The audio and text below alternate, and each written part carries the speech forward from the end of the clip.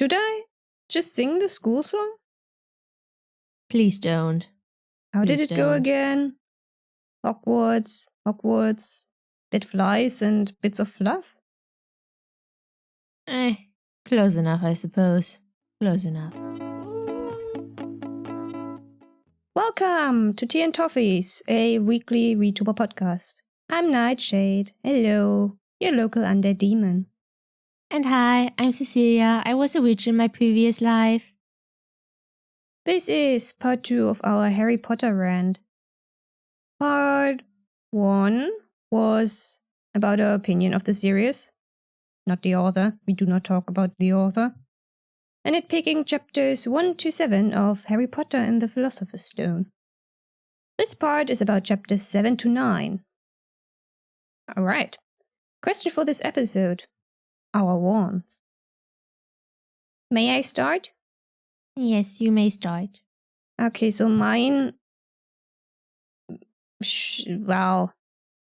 is not the right verb. Could be, should be, might be. Ebony, dragon heartstring. And then I don't remember whether it was 12.5 inches or 12.25 inches. Doesn't matter anyway. And unyielding. This is, well, it is from the Pottermore quiz, but I cheated back on the old Pottermore, the cool one, the one that let you brew potions and explore chapters.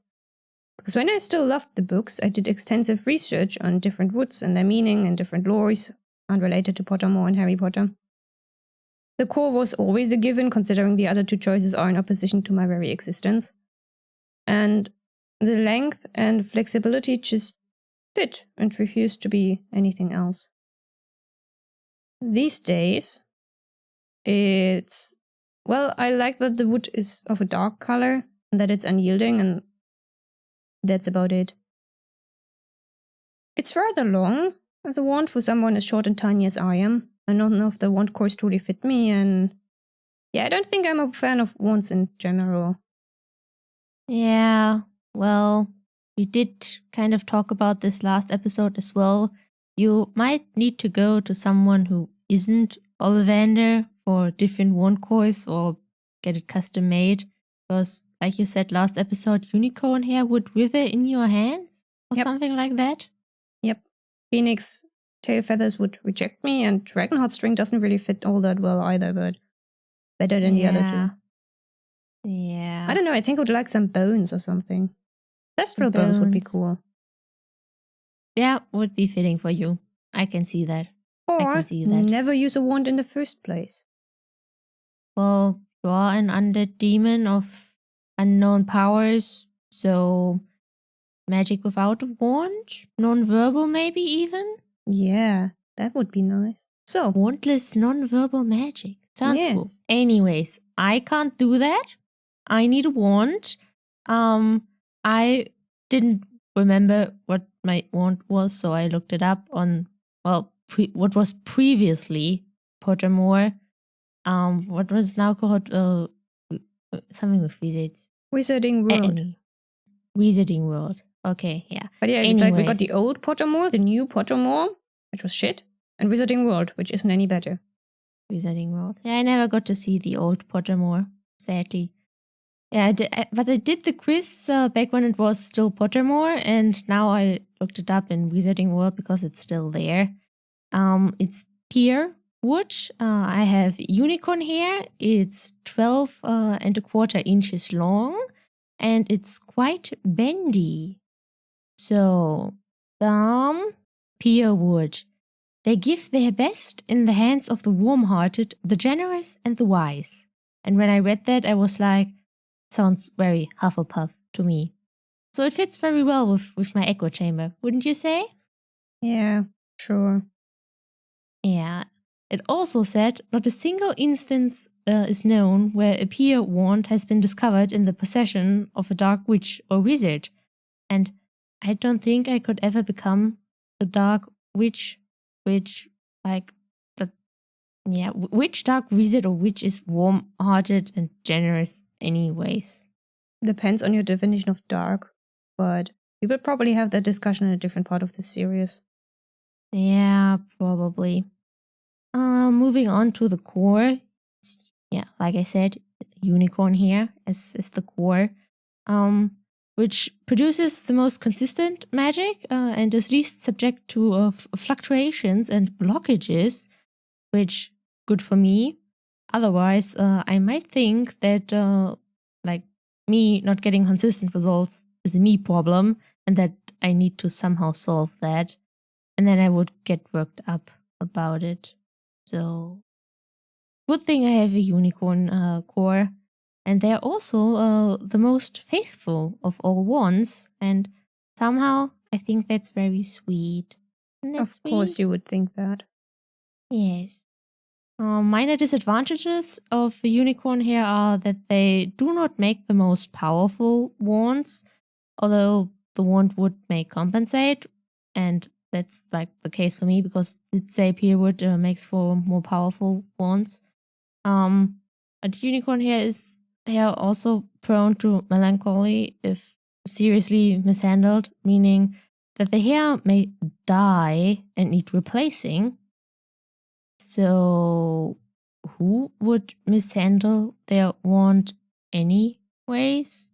Like, it's my weapon, my tool. It's the thing that makes my life so much easier. It's sort of an extension of yourself. Why would you mishandle that? Funny that you would call it a weapon. So, what kind of real-life weapon would the wand replace in your crime syndicate life? None.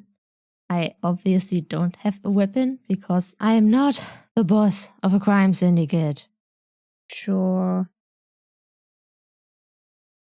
Okay, next point. 12.25 inches in length, which is around 30 centimeters. Because who deals with inches anyway? Who knows how long that is? Centimeters, please and thank you. Metric system. So it's a bit on the longer side, but also not really. About the same length as mine might be. Yeah, I'm considerably taller than you, Neitshayd.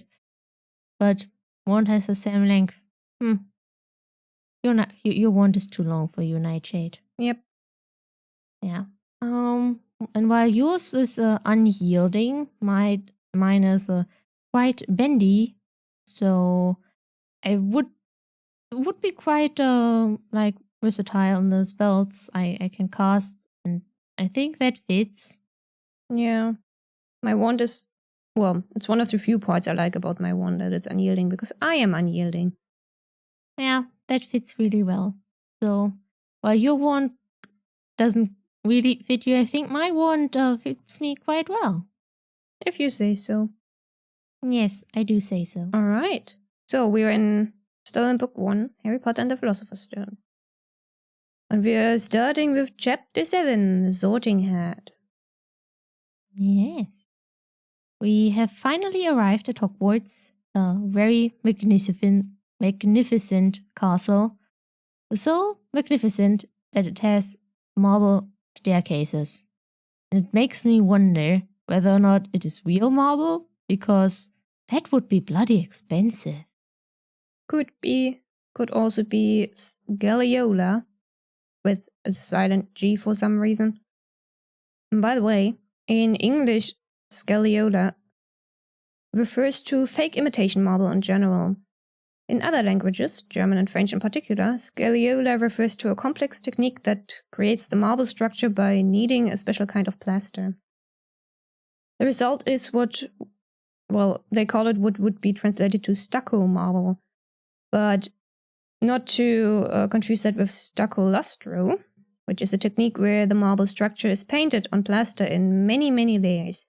It is sometimes called stucco veneziano, but other times those two are different things. It's complicated. Either way, Sounds complicated. I doubt the wizards would care to create such complex imitation marble or hire muggle artisans, and I would rather spend an unnecessary amount of money on real marble. There's probably a spell or two that would enable them to connect smaller pieces seamlessly to one large piece of marble too. Yeah, so it's probably real marble. I mean, they also have golden plates and goblets. Hogwarts seems to be loaded. Where did all that money come from? Magic. Yeah, magic. Answer to everything. Do they eat and drink with those like golden goblets and plates at every meal, or is it just the feasts and every other time normal cutlery? I think the golden tableware is only used for feasts, but I'm unsure whether that is canon or fanon. Well, I took note of the golden plates and goblets, and then it's never mentioned again, I think. Because Wu forgot all about it. Or it's just a hairy thing, having the attention capacity of a brick. Could be either. It's not even a brick wall, it's just a single brick. Yeah. So, the kids are brought to a side chamber by Professor McGonagall, and she gives them a short explanation about the houses that tells us nothing about them at all. My thought here was, why is it called Ravenclaw when the symbol is an eagle? Well, the Ravenclaw name makes no sense with the eagle being the symbol. Maybe you know who thought Ravenclaw sounded better than whatever she came up with, like with the eagle in the name. It just sucks for the Ravenclaws in terms of merch. Well, Gryffindor, although, I mean, that's because of the films, isn't it? If the films hadn't this up, if they had just stuck to the books. Yeah, but why did the films like this up in the first place? Because it's called Ravenclaw, but the symbol is an eagle, and they were probably like, yeah, that doesn't fit together. Let's just make the symbol a raven now because it's called Ravenclaw. But there was a reason it was an eagle. And they didn't have to give them silver. Silver's our color. So yeah, I don't. You can barely differentiate between Ravenclaws and Slytherins when they're in the background because they look the same. Yeah.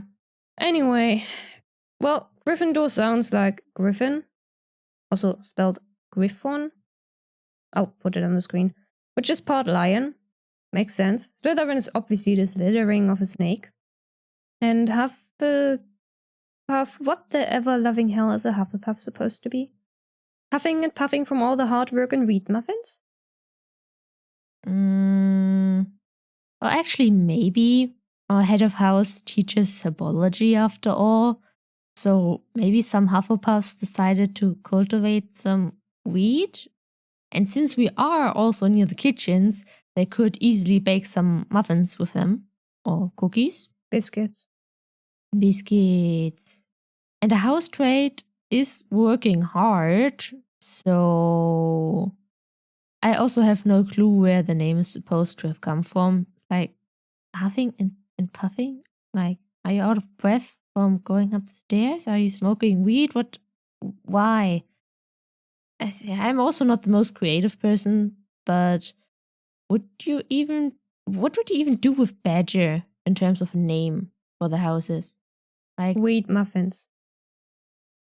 Also, but what do wheat muffins have to do with badgers? Wheat muffins. Also, aren't badgers kind of ferocious and aggressive? Seems very unfitting for Hufflepuff. We can get very protective. But you're not exactly wild and aggressive. Honey badgers are especially ferocious, I believe. I don't really know what to say to that. Fair enough. Just doing even less research than you. Yeah, and that's quite something. What is next? McGonagall briefly mentions the house points. Like the house points are good to motivate to be like a model student, to study hard, actively participate in classes, and don't cause trouble. But it also causes friction between the houses. And there is house bias, and that affects the point giving and taking as well. And I don't know if the house point system is really good or bad. I think it has like both sides. You can cause a lot of mischief with magic, so maybe the good outweighs the bad because you will get deducted some points if you cause mischief. I don't know. Like you said in the last episode, why do we sort 11-year-old children into echo chambers anyways? Really bad idea. I think Yes. the house points might have invited good-natured rivalry if the house system were more balanced and less focused on personality traits. Then again, hormone-driven teenagers and bullies and all that shit might have ended up in bad rivalries anyway. Yeah, I think it would have ended up in bad rivalries anyway. Aren't there house systems in place in private schools in England for good-natured rivalry and all? Whatever. We'll get deeper into that in a minute. How does not a single first year know how the sorting works? How is this such a well-kept secret? I have no clue whatsoever.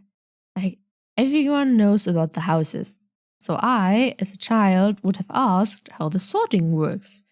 As really no older family member, friend, or acquaintance told them. And if one would know, then it would have spread.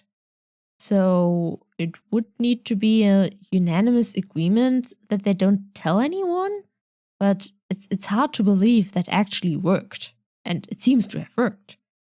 Or maybe everyone gets put under a spell so that they are not able to tell anyone. But why would they do that? It's like, why? Other than to maybe prevent people from talking about how creepy the sorting is?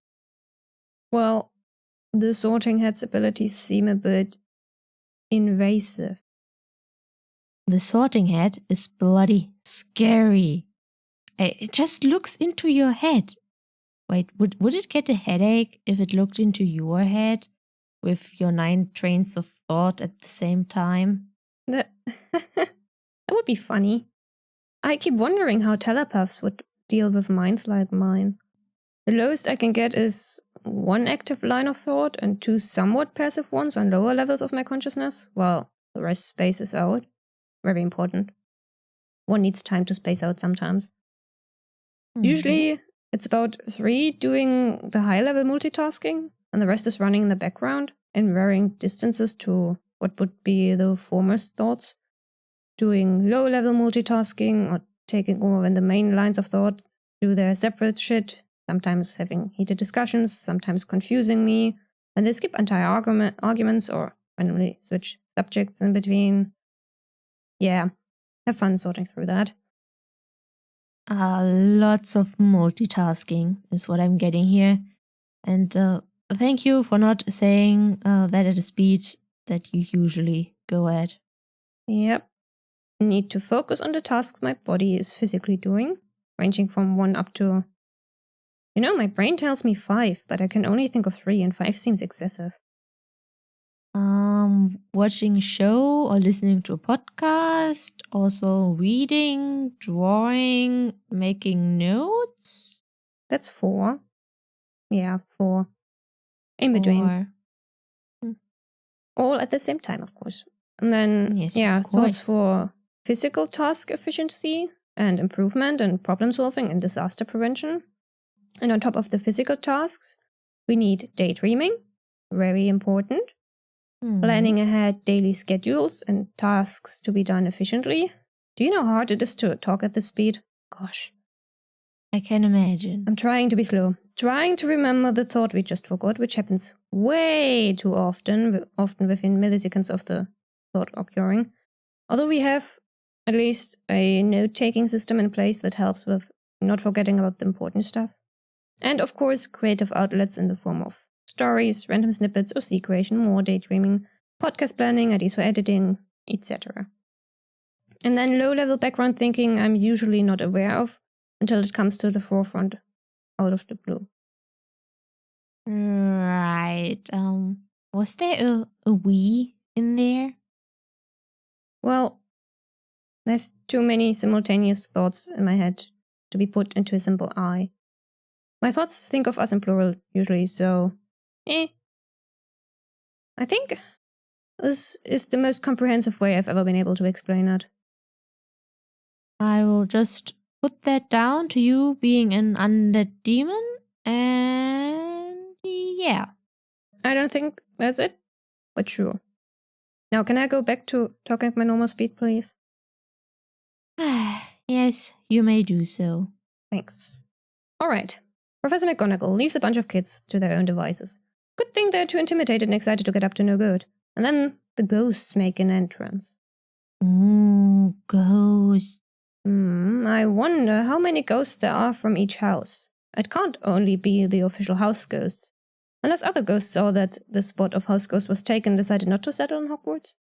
What if one house didn't have a ghost? If no one from that house had come back as a ghost after dying, or no one wanted to settle in Hogwarts, what then? We know the Grey Lady was killed elsewhere, so she specifically decided to go to Hogwarts. Actually, imagine moaning Myrtle as Ravenclaw's house ghost. No thank you. No thank you. I do not want to imagine that. No thank you. I could have done without that thought. Now, it is time to enter the Great Hall.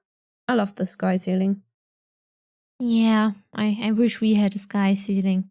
Imagine sleeping under the stars, and then you can just turn it off when a thunderstorm comes. I don't think you can actually do that. Also, don't get the appeal of sleeping underneath the stars. But they're so pretty. Anyway, there it is, the Sorting Hat, with its stupid song. From the hat's description, neither of the houses seem bad, but then later someone says, might have been the hat again actually, that like Hufflepuff took the leftovers and we get all these sticks on Hufflepuff before this and Slytherin's evil anyway and everyone forgets all about Ravenclaw.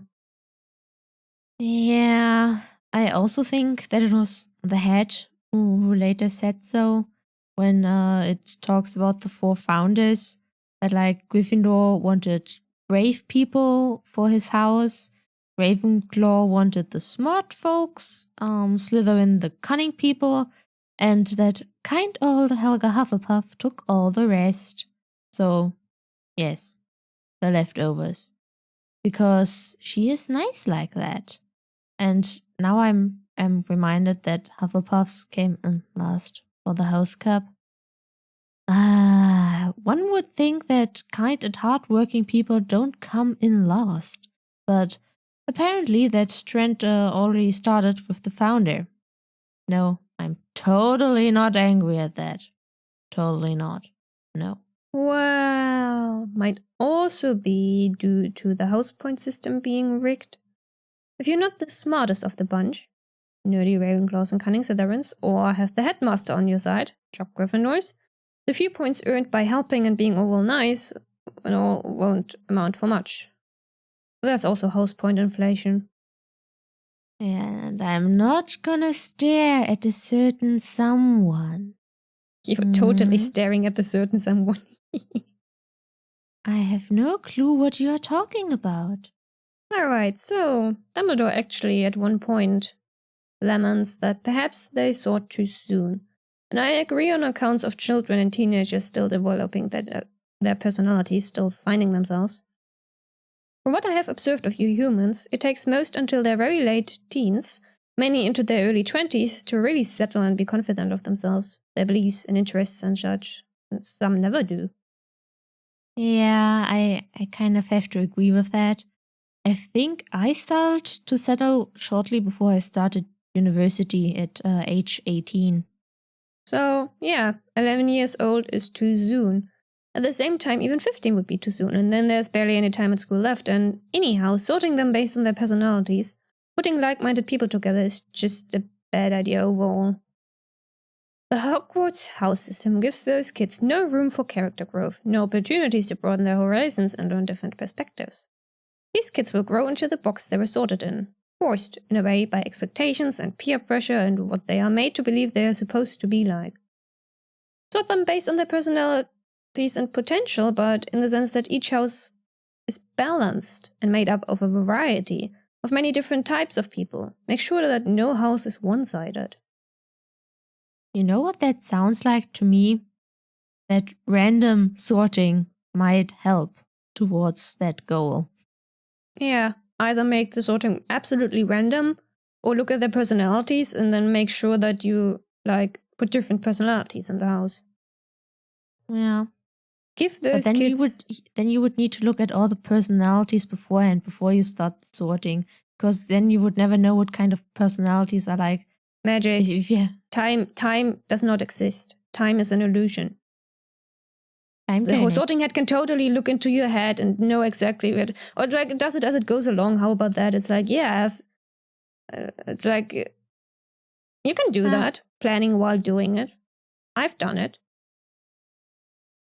Yeah, I guess so. Anyway, we've got magic. Magic. So, give those kids opportunities for open discussions with multiple perspectives and the occasion for disagreements to arise that make them stop for a moment to think about it, and then either stick with their own opinion or accept a different argument, or perhaps an entirely new answer to whatever problem is in focus. I believe that there are enough memes and Tumblr posts about the Hogwarts houses reacting to different problems out there, and they are representative how you've made an entire house come to the same conclusion, one that is more often than not inefficient or even incorrect. And if you then put a student of each house together, they'll be able to come up with creative ways and solutions to problems they couldn't have solved on their own. Other houses will never work together because Hogwarts does not encourage that at all. So, yeah. The house points and Quidditch Cup also make inter-house cooperation even more unlikely. Encouraging competition is fine and all, but you should do it in a way that actually benefits the students and doesn't force them into boxes of narrow-minded thinking they'll never escape from for the rest of their lives. That being said, I'm a proud Slytherin and most definitely evil, and I hate all of humanity with a passion. Except for some fictional characters in Cecilia. Thanks. You're also an undead demon, so you don't count. Alright, let me draw up a little chart of what Harry tells us about the seating arrangements. So, the teacher's at the head table. Then the first years in a line in front of them, facing the students. From Harry's perspective, we got Hufflepuff, the table on the right. Ravenclaw, the second table from the left. Gryffindor, table on the far left. Which leaves Slytherin right there between Hufflepuff and Ravenclaw. As a Slytherin, I say we would prefer to sit on the outside. So I, don't agree with the seating arrangement. I'm just glad that the lions and snakes are not next to each other. I also want to try and establish the layout of the Great Hall and whether it is consistent or not. I kind of don't expect it to be, considering who wrote these books. And I also want to know if the image I have from the films can be found in the books. Like, Neitshayd already gave us a little sketch based on Harry's observations. So this implies that the teacher's table and the student tables are vertical to each other, just as they are in the films. It just leaves the question where exactly the double doors are. Because if they are where they are in the films, then Harry would only ever walk past the Ravenclaw table and be close to one end of the Slytherin table. Yeah, but we get several descriptions of Harry not doing that. Or I think the seating arrangement also changes throughout the books, but I will leave it up to you to remember to bring this up whenever we do get a description in future chapters and books to check for consistency, because I sure as hell won't remember to do it. And I will try to remember to do it. So we will have to see as we go. Alright, let's get sorted then. Yes. Mafia boss Cecilia into Hufflepuff.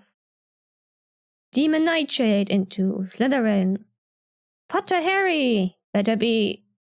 Ugh, I hate Gryffindors. No offense. No, wait, actually, do take offense of that, if you're a Gryffindor. I am not sorry. She really isn't sorry.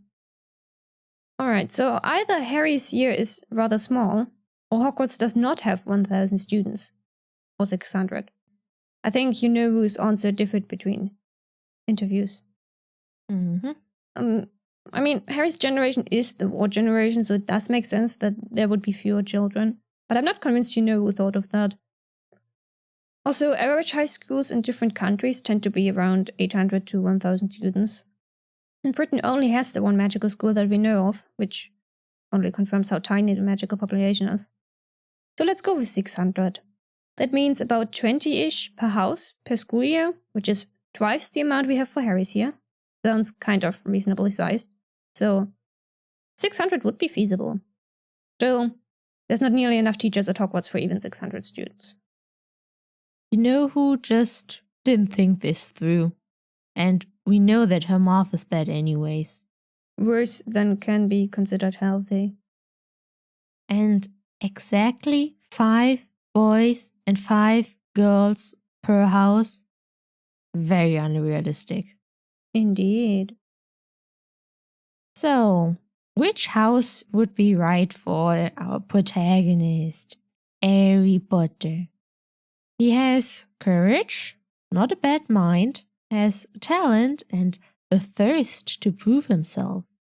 So, courage is obviously Gryffindor, not a bad mind, probably Ravenclaw. Not exactly. Not a bad mind is way too vague, and we both know Harry's an idiot. Yeah, true. First to prove himself, Slytherin? No. So does that mean talent is for Hufflepuff? Because it is the only house missing, right? No. Talent could also be just like magically powerful, Harry Potter. Also no. He doesn't even know how to light a fire in his 6th year when Hermione could do it in their 1st year. And we never see him being powerful in a way no one else is. Sure, he has a talent for defense against the dark arts, but everyone has their strengths and weaknesses. Harry is absolutely average. And yes, unless you delve into the realm of fanfiction, of course. So aside from Hufflepuff, we have the other 3 houses. No. Or not. Yeah, Neitshayd is totally right about that. But I think self-preservation would be a good thing for Harry, considering that he lives with the Dursleys and he is a celebrity. So self-preservation could be good for that as well, so that he won't be used by others. But then again, being a Gryffindor with a bad temper also achieves that goal.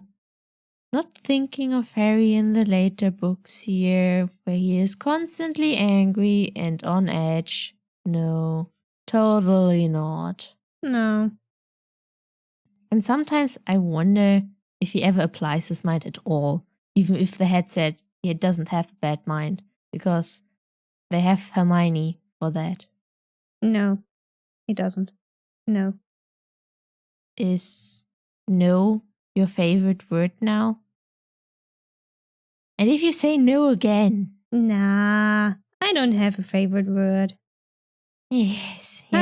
Okay. Can you imagine Harry in Snape's house? Snape would have an aneurysm.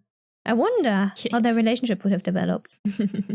I mean, there's a lot of fanfiction exploring different possibilities, ranging from loathing, even worse than canon, to loving adoption. But we will never know the truth, unfortunately. No, we never will. Also, Neville mentions that people thought he was a muggle, but like, Neville, you'd have been a squib, not a muggle. Had you not thought of the term yet? I know that the term is used in book 2, but I don't remember if she used it in book 1 at any point. Yeah, she hadn't thought of it yet. Just like the Deluminator. Yeah. Also, Neville, darling, love, that's child abuse what your great uncle is doing. What the Your blood families. That is all I'm gonna say to that. I don't think that's it. I think Neville's uncle is just as much of a bastard as the Dursleys are, and shouldn't be allowed near children. Anyway. Sorting finally over. Children put into their little echo chambers. Dumbledore established as the Mad Hatter, because of course he is. Nice exposition to the Snape is totally not bad, and it could never be Quirrell. Accomplished. Feast with unnecessarily expensive tableware over. Time for the school song. The school song that never ever gets mentioned again. And oh, it literally says Hockey, Watty, Hogwarts. And it still took me 6 years to notice that it was pig voice. Mm-hmm. I have a tune in mind for it, but the words don't really fit. Well, they don't really flow in some places. As if whoever wrote this song didn't know how to write with a proper rhythm. Yeah. Since I know that it's a song, I try to read it with a rhythm that fits with the words, but I had to give up with this song. It just didn't work. Of course it didn't. Yeah. So now that this is all over and we are on our ways to the dormitories, why is it the 5th year prefect that is in charge of the first years? They are all new to these duties after all. Well, in case of Percy, we obviously have no clue what is going on with the other houses. Yeah. Maybe Percy just wanted to be important. Well, one reason could be because Harry never takes notice of more than 1 or 2 prefects per year and per house, and we never actually get confirmation that there are 6 prefects per house. It would make sense, of course, to have 2 prefects per house for years 5, 6, and 7, respectively. Or less for year 7 if one or both were chosen for the head person spots. But from the way Harry tells the story, it seems like 2 prefects get chosen in year 5, and they will remain the house prefects until they graduate, and then the next pair is chosen. Which seems unfair and illogical, but yeah, this is the magical word. It has no logic. Harry also has, as we established, the awareness of a brick, so literally everything is possible, and there could very well be 6 prefects for Gryffindor, and Percy tries to be important, a trait we will see in him quite often in the future. So Percy takes over and Harry just never notices any of the other prefects. Just like he never notices any of the other prefects once Hermione and Ron was elected. Or who was just bad at writing. Yeah, that's the reason. Whose writing skills are atrocious. Yeah, I will go with the latter as well. Her writing skills are really bad. And Harry does have the attention of a brick, and one would think that Gryffindor prefects are rather noticeable, but apparently not. Alright. Chapter 8. The Potions Master. Oh no. Oh no. Oh no. I would totally fall down these staircases on the regular and break my ankle thanks to a trick step, or break my neck. This is horrible. This is a nightmare. I have fallen down a lot of stairs during my stay in this world, and it doesn't matter if the steps are new or worn down, wide or narrow, whether I wear heels or flat shoes. If there's stairs and no banister, I will fall down the damn thing. I hate stairs. Oh no. Oh no. Yeah, and this castle... I can't go to Hogwarts. I can't do it. Yeah, this castle has 142 staircases. And that is a lot. Like, if you have 7 floors, then that would be 20 staircases per floor. And there are, like, are there staircases that skip a floor as well? And what about basement and dungeons? Yeah, that I kind of forgot about those for a second. Let's just hope that not all of the staircases change direction regularly, or that there is at least a pattern to it. And if you pay attention, you know when they are facing which direction. We know that they are like leading to different places depending on the weekdays, so maybe there is a pattern. And we also know that some steps just vanish halfway up. Yeah, I guess it was put in to put more emphasis on the magic school aspect, but it's just a safety hazard in my opinion. Not to be recommended. Yeah, broken bones everywhere. Easily healed by magic, of course, unless it's a broken neck. Yes. I would like to know what Hogwarts' death rate is like. Unknown, because Dumbledore sweeps it all under the rug. Under many rugs. And no one would ever question that. There are also doors that don't open, or you have to ask politely, or they are not a door at all. just a wall pretending to be a door? And does the wall find that funny to play with the first years like that? Would find that funny? Because I Probably. certainly don't. No, it probably doesn't even have a thought about that. It's not sentient, probably. It just does. Mhm. Actually, how do the staircases move? Because staircases are they are rectangular, at least most of the time. And from the image in my head that I have from the films, they are very much rectangular. And the books, it is never specified that they aren't, so I will assume that they are. And turning a rectangular staircase 90 degrees, the edge of the staircase would collide with the floor at the base. So do the edges just vanish and then reappear? Or does the floor vanish and then reappear? I mean, we do have vanishing steps, so there's that. So maybe the floor just vanishes partially as well? Or are they maybe not rectangular after all, but instead round and they rotate and Harry is just describing it in a weird way? Movieism. Filmism? Sounds weird. Movieism. Obviously, we don't know what kind of staircases they are, but we also don't know what Harry means by moving. Because when I first read the books, I interpreted it as in the staircase move locations. They don't rotate in place, they just move to be elsewhere somehow. Also, I think if you just have rotating staircases that are circular, it won't change anything about where the staircase leads to the board. Anyway, yeah. So either they have to be rectangular like the films portray them, or they move locations physically. So they just magically vanish and reappear and teleport the people that are using them? Or do they grow legs and walk? Because imagine that. The staircase is literally walking through the castle. I suppose the ceilings, they should be high enough at least. Yeah, would certainly look funny. Or it's the sort of ancient magical castle surrounded by magical folks or magic that makes you simply not notice when they move, and suddenly they're elsewhere and it's just magic. Magic. Also, if there's a pattern and they do move locations, then it could make getting to classes easier. Could also make it way more complicated. Oh, yeah. And they're letting little first years walk around unsupervised. They're not even getting a map. You have magic. Make a magical map for the magical castle. Maybe the Hufflepuffs send out maps to their firsties and anyone who asks. Or there are maps available through other means and Harry just never noticed.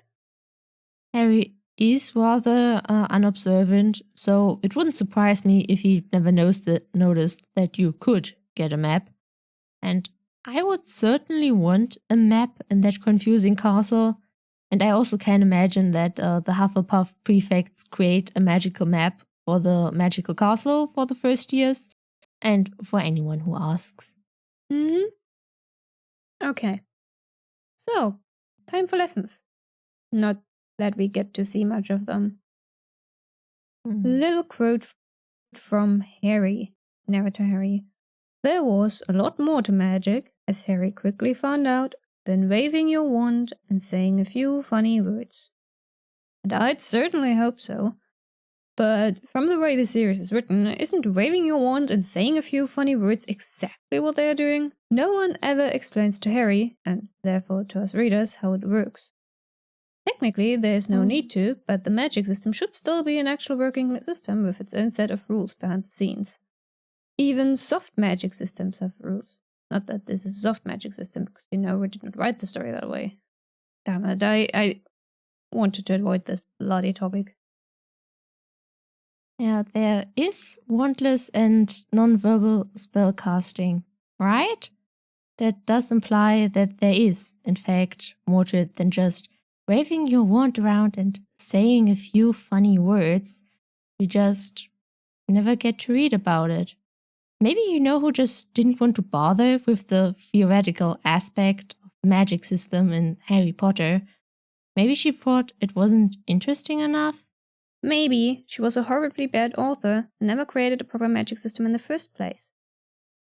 Yeah, could also very much be true. So, oh yeah, we got astronomy every Wednesday at midnight. Are you not even trying to let your students lead a healthy lifestyle? You have magic. Use your damn magic to figure out a better solution. Maybe charm a telescope so that you can see the stars and planets even during the day. It certainly isn't healthy for the students, especially the younger ones, and maybe we can hope that they have a free period the next morning so that they can at least sleep in. Probably not. Yeah, probably only in fan fiction. Oh well, next one. Transfiguration. Seems useful, but they don't ever learn any useful spells. Also, why would there be a difference in turning a mouse into a snuff box, year 1, and a hedgehog into a pincushion, year 4? And from my understanding, the more similar the two things, the easier the transfiguration, like a needle into a matchstick, both small and long, and the hedgehog into pincushion seems easier for me than the mouse into snuff box. Like both the hedgehog and pincushion have like a soft base around the same shape at least, and with like long spiky thingies. And what do a mouse and a snuff box have in common? It does sound useful. Maybe Harry just decided to give us examples that are not as useful. I don't buy it.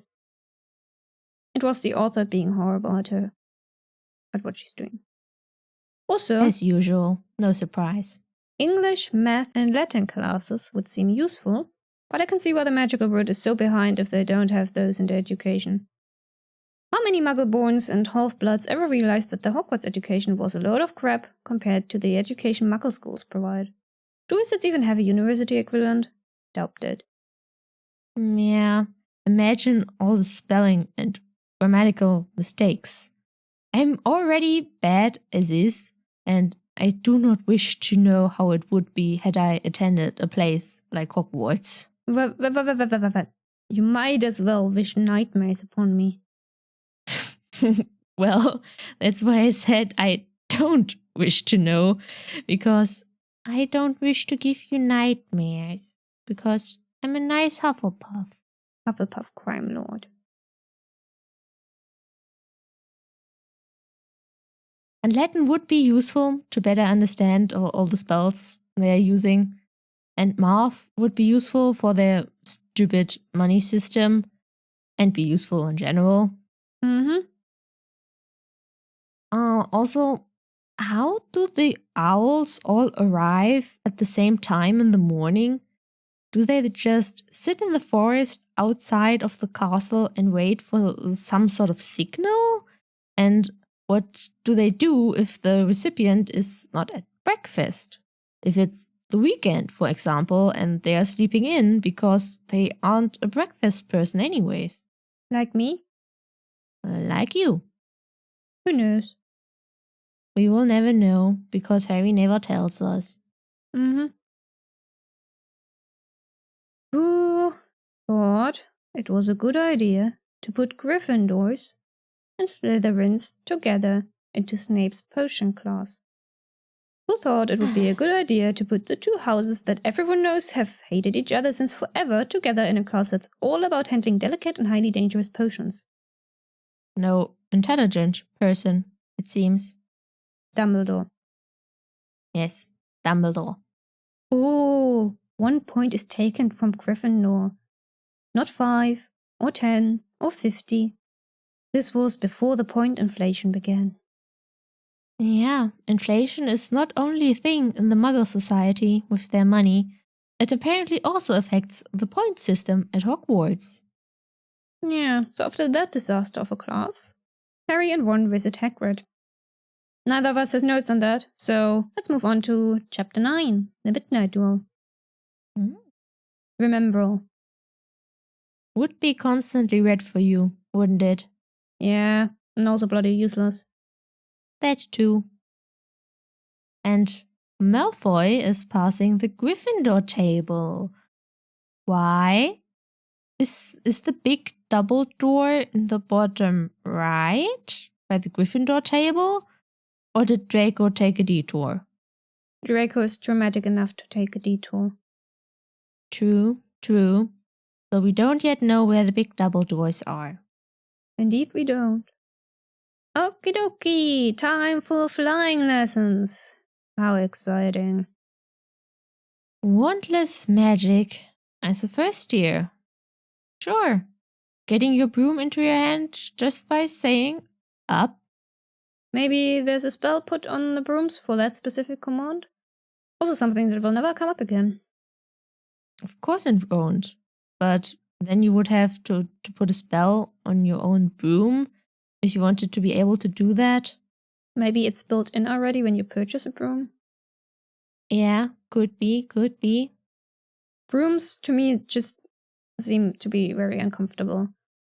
What is so hard about mounting a broom and gripping it the right way? How would you have a wrong grip in the first place? But still, most importantly, brooms look uncomfortable. Yeah. Do they have some sort of cushioning that Harry just doesn't mention? I hope so. Otherwise, it would be bloody uncomfortable. And I can only imagine that you could switch between right hand in the front and left hand in the front. Then maybe distance between your hands. And other than that, what else can you do in terms of grip?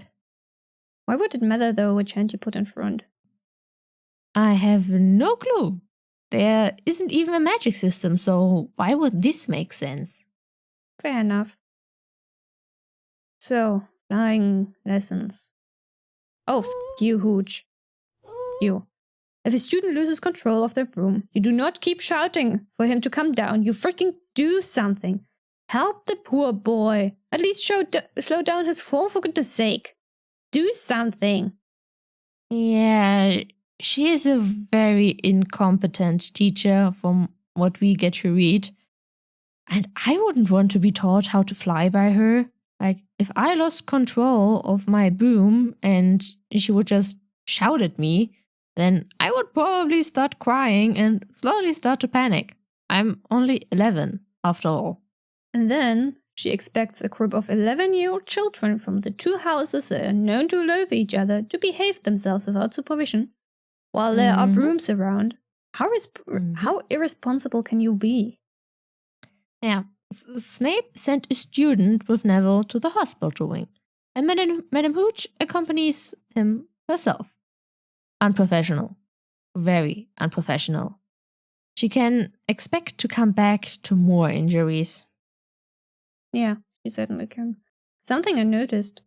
Pansy knows Patel's first name, and Harry knows either of their names? Huh. I'd still have trouble with my own housemates half a year later, never mind trying to name anyone from a different house. Unless they're very memorable, I guess, but Pansy and Parvati are not very memorable. Yeah, I would probably know the names of my housemates after a few weeks, and maybe after a year all people in my year, because you do have classes with all of them, so you can slowly start to learn all of their names. But considering that Harry is bloody unobservant, it is rather surprising that he remembers all these names. Unrealistic name knowing here. Ugh. And then children being childish. Children being childish. I probably shouldn't complain about this happening in a children's book, but ugh. Gryffindor is always playing the hero. Of course, they have to be the hero of the day. It's just a remember. Draco's being a brat and you're playing right into his hands, Harry. Also, either riding a broom is super easy or I call bull. Having a natural talent flying, which in itself sounds unrealistic, but I let that pass, still doesn't give you the ability to be super good at the first try. Not with the maneuvers Harry displays. Yeah, I suppose Harry had a little toy broom when he was 1 year old. So I assume that it is like super easy to fly. Maybe toy brooms just can't go that high and remain slightly above ground to avoid injuries and are child sized. Yeah. So what Harry doing here is not realistic. Nope. On one hand, Harry and Draco should get detention. On the other hand, the whole thing is entirely Madame Hooch's fault. Madame Hooch should get detention. Yes. So Wood is burly. Huh. I guess in this case I had the film's image in my head. Film Wood is more like a scrawny stick. But book Wood is apparently burly. Apparently. It's a Neville thing. Like Neville, who's actually blonde. Also, yeah. So much for McGonagall not favoring her own house. Making exceptions for a first year to join the Quidditch team. It's just some stupid sport for Merlin's sake. And maybe someone who is a good seeker would have tried out this year. Maybe they didn't want to before or couldn't for whatever reason. Maybe they trained non-stop during the summer. But no, let's just give Harry the position because why no? Why not? You know? And now imagine Harry doing his first game and he freezes up because he gets stage fright or something. And he doesn't even really know what is happening. He has never seen a match, and now that he has the position, he would be reluctant to abandon it. And McGonagall made an exception, after all, and it puts a lot of hope into him to win. And why are they all so invested in this sport? Why are they all so interested? I don't get it. And why do wizards only have this one sport? Why are humans obsessed with sports in the first place? Because they're stupid. End of discussion. Or not. Did Charlie... How many years ago did Charlie leave the Quidditch team if they are that desperate for a new seeker? So I thought he graduated the summer right before Harry starts, so did he not play for Gryffindor in his final year? Why are they so desperate to win again? Yeah, I guess we will have to revisit Charlie's age later on to know whether or not he played during his final year at Hogwarts. I looked it up. He literally graduated the summer Harry got his letter. That's fact. According to the wiki, he was made Quidditch captain in his 5th or 6th year. So either he did not play in his 7th year, or this makes no freaking sense. And if he did not play in his 7th year, that's only 1 year, 4 matches. So why are McGonagall and Wood so desperate? Because it's Quidditch and the magical world is crazy in general. They're all mad. Also, Hufflepuff and Ravenclaw get totally sidelined here. The important part is that Slytherin apparently won the last match versus Gryffindor and McGonagall won't let that stand. Anyway, stupid sport aside, Harry and Ron have a midnight duel to win in the trophy room. And a wild Neville appeared in front of the common room. Oh, Neville. Wait, how late was he sent back to the tower? Surely before curfew, or the nurse should have accompanied him back. And if it was before curfew, was there not a single Gryffindor coming from, I don't know, the library, or a chat with a friend from a different house that could have helped him? Maybe the nurse accompanied him to the portrait, but left without making sure he safely got inside?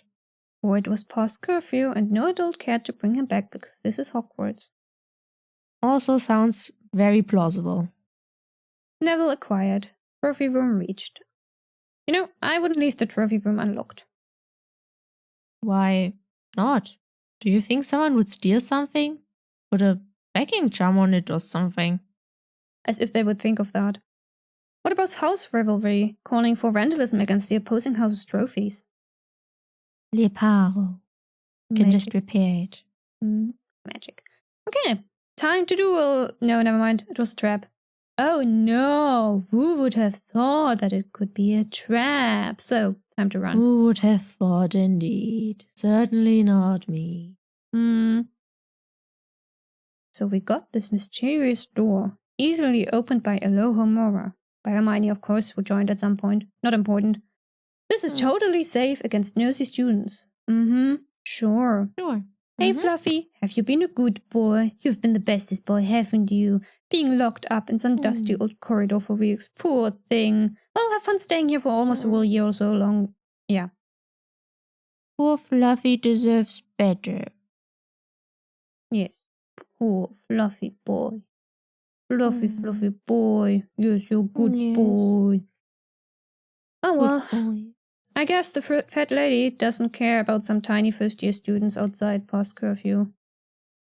I mean, there must have been a lot of students out after curfew since she started her job.